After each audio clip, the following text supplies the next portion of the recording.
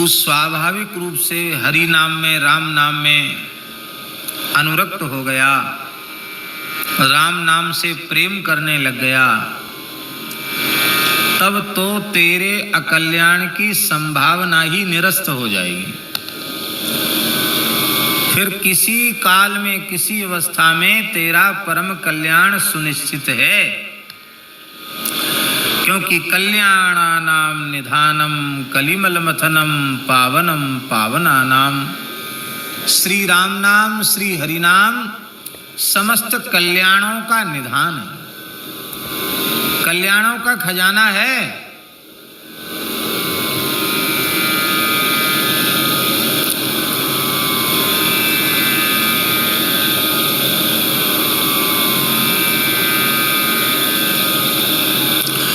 भयंकर सर्दी में कोई व्यक्ति ठिठुर रहा हो, कैसी सर्दी?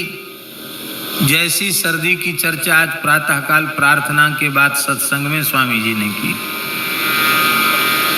गंगा स्नान का बड़ा महत्व है।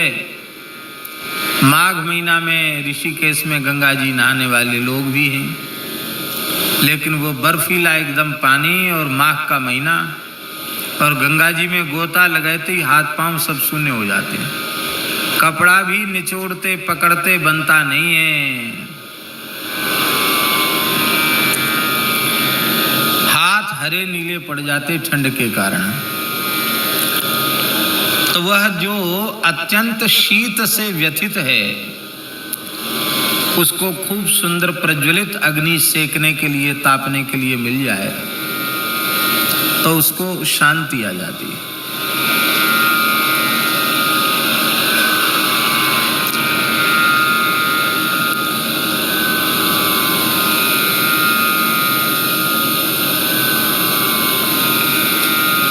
अठासी या 89 की बात होगी, प्रयाग में कुंभ था, 89 में था शायद, पूर्ण कुंभ था। तो हम भी कुछ दिन कुंभ में रहे थे। एक दिन इतनी जोर की ठंड थी, ठंड तो रहती है, माघ का महीना रहता है। सवेरे गंगा जी में स्नान करने गए और इतनी भयंकर ठंड थी, उस दिन बर्फ तक जम गई थी गाड़ियों पर,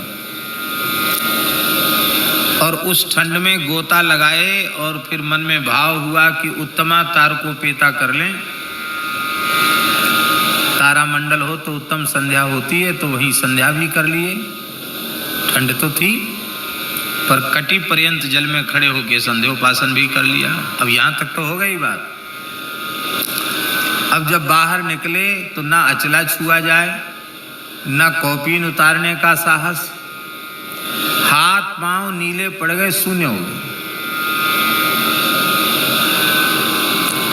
लगे हाथ हैं कि नहीं, ऐसी। और जहां रुके थे वो काफी दूर था,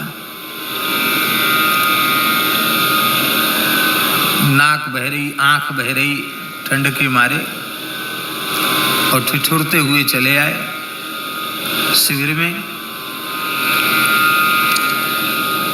तो एक त्यागी महात्मा थे, वो उनके यहाँ धूनी हमेशा प्रचंड रहती थी, खूब लक्कड़ कंडा उनके पास इकट्ठा था, लेकिन वे इतने तेज कि धूनी पे कोई आ जाए तो को जलता हुआ लक्कड़ लेके दौड़े, को चिपिया लेके दौड़े, कोई नहीं आ सकता उनके पास। पर पता नहीं कैसे उन्हें बेचारों को बड़ी दया आ गई हमको देख के। बोले, बालक भगवान, ठंड लग गई है, यहाँ आ जाओ। शरीर पर गीला ही कपड़ा था, बैठ गए वहाँ, तापा। थोड़ी देर में जैसे जैसे अग्नि लगी तब तक महत्व चला, शीत काल में अग्नि का कितना महत्व होता है। धीरे धीरे हाथ पांव में चेतना आई, फिर बाद में कपड़ा बदला। बाद में वो महात्मा इतना स्नेह करने लगे, बोले अब यहीं आ जाया करो, यहीं संध्या भजन किया करो, और यहीं धूने में एक टिक्कड़ हम आपको दे दिया करेंगे, तो वहाँ प्रसाद की व्यवस्था भी होगी ठाकुर जी की कृपा से। तो कहने का आशय ये है कि शीत से अत्यंत व्यथित व्यक्ति उसके दुख की निवृत्ति अग्नि के सेवन के बिना संभव नहीं। अग्नि का सेवन करेगा तो ही उसकी दुख की निवृत्ति होगी। तो कली का जो प्रभाव है ना,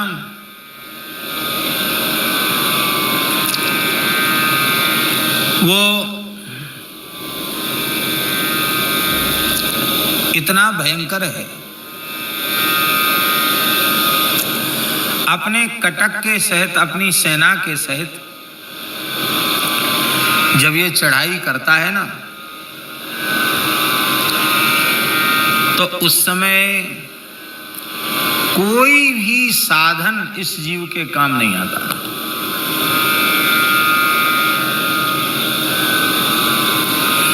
इसलिए काम नहीं आता कि नारद जी का पद्म पुराण में वचन है, कली दावा नले नाद्य साधनम भस्मतांगतम।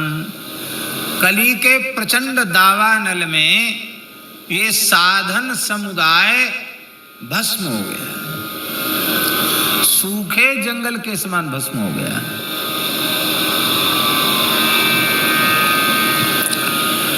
ऐसी अवस्था में केवल राम नाम रूपी अग्नि ऐसी है जो कलयुग की, उस कलयुग के उस जाड़े से बचा सकती। अब देखो, जाड़ा थोड़ी समाप्त होता, जाड़ा तो रहा था, सर्दी तो रहती है, सर्दी खत्म नहीं होती। आग जलाने से सर्दी थोड़ी खत्म हो जाएगी। पर जो अग्नि का सेवन करेगा, अग्नि के निकट बैठेगा, उसका शीत अवश्य निवृत्त हो जाएगा। इसी तरह से हम आप कलयुग नहीं बदल सकते, पर राम नाम रूपी अग्नि का सेवन करेंगे तो कलयुग का जाड़ा प्रभाव करेगा नहीं। जो अग्नि के पास बैठेगा उसको जाड़ा नहीं लगेगा। हरिनाम के आश्रय में जो रहेगा उसके ऊपर कली का प्रभाव पड़ेगा नहीं। एक दो महापुरुष ऐसे हुए हैं।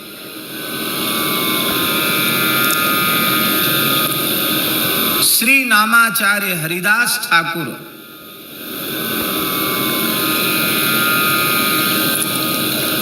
जिनकी नाम निष्ठा कैसी अनुपम अद्भुत थी, श्रीमन महाप्रभु जी का उन्हें कितना अनुग्रह प्राप्त था।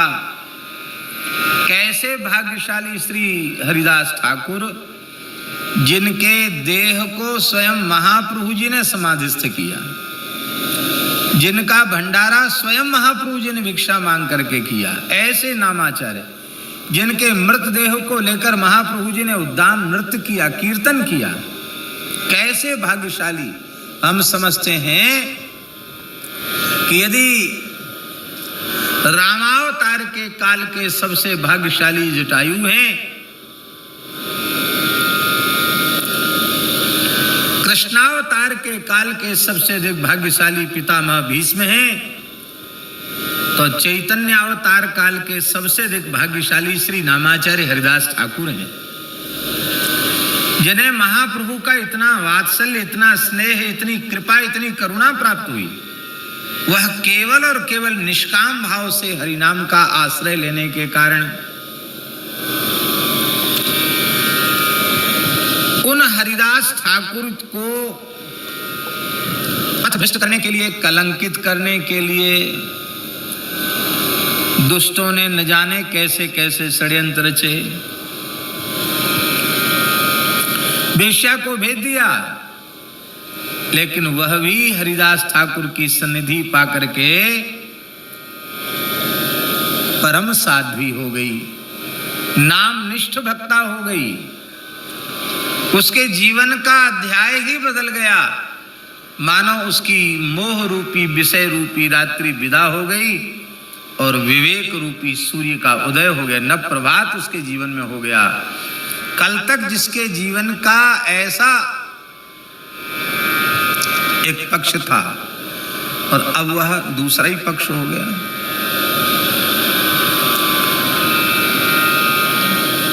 यही बात गोस्वामी जी ने कही, चहु जुग चहु श्रुति नाम प्रभाव।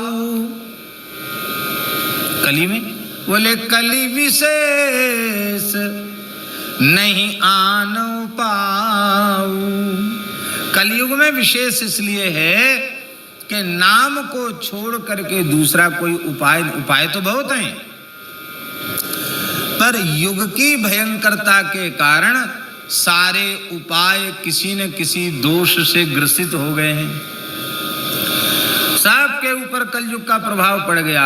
केवल और केवल राम नाम, हरि नाम, कृष्ण नाम, गोविंद नाम ऐसा है, चाहे जैसा भयंकर कलयुग आ जाए, भगवान नाम पर प्रभाव नहीं पड़ सकता। वो तो विशुद्ध ही रहेगा, विशुद्ध ही है।